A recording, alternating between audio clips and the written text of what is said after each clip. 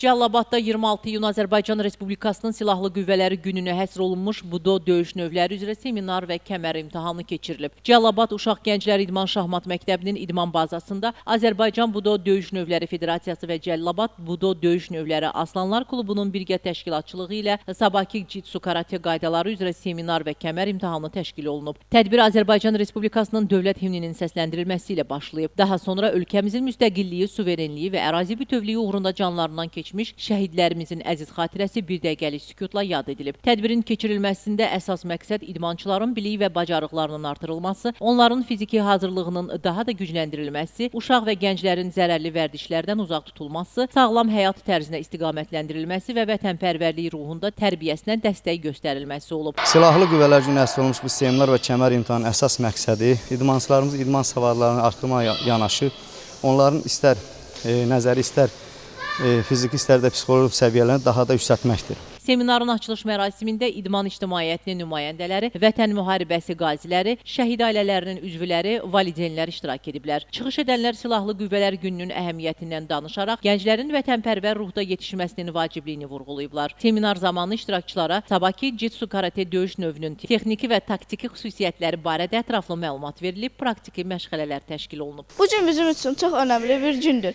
Həm keçiriləcək seminarda bizə yeni biliklər qazandırır, həm də kəmər imtahanında bizim zəhmətimizin bəhrəsini görməyə kömək edir. Eyni zamanda da idmanla məşğul olmaq təhsil əzələlərin bərpa etməsi deyil, eyni zamanda da nizam-intizamdır. Bu isə gündəlik həyatda bizə çox önəm göstərəcəkdir. Yəni mən onu demək istəyirəm ki, idmanla məşğul olduqdan sonra da dərslərimi daha yaxşı oxuyuram. Bu gün bizimlə birlikdə həm seminar, həm də kəmər imtahanı keçiriləcək. Bilirsinizmi, bu bizim üçün sadəcə idman deyil, həm də böyük bir tərbiyə məktəbidir.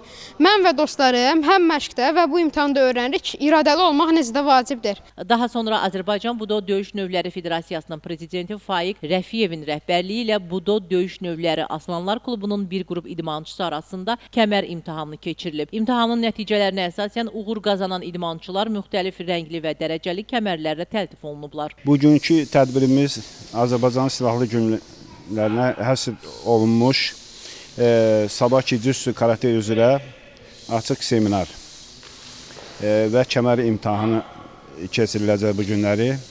Hal-hazırda seminarımız gedir və seminardan sonra isə kəmər imtahan proqramına idmançılar imtahan verəcəklər. Tədbirdə ümumilikdə 65 idmançı iştirak edib. Seminarın sonunda fəxri qonaqlara və idmançılara fəxri diplomlar, həmçinin seminar iştirak sertifikatları təqdim olunub. Qeyd edək ki, 26 iyun Azərbaycan Respublikasının Silahlı Qüvvələr gününə həsr olunan tədbirdə şəhid ailələri, qazilər, valideynlər və idman ictimaiyyətinin nümayəndələri iştirak ediblər. Könül Kazımova, İlqar Mustafayev, Yusif Əliyev bugün informasiya proqramı üçün.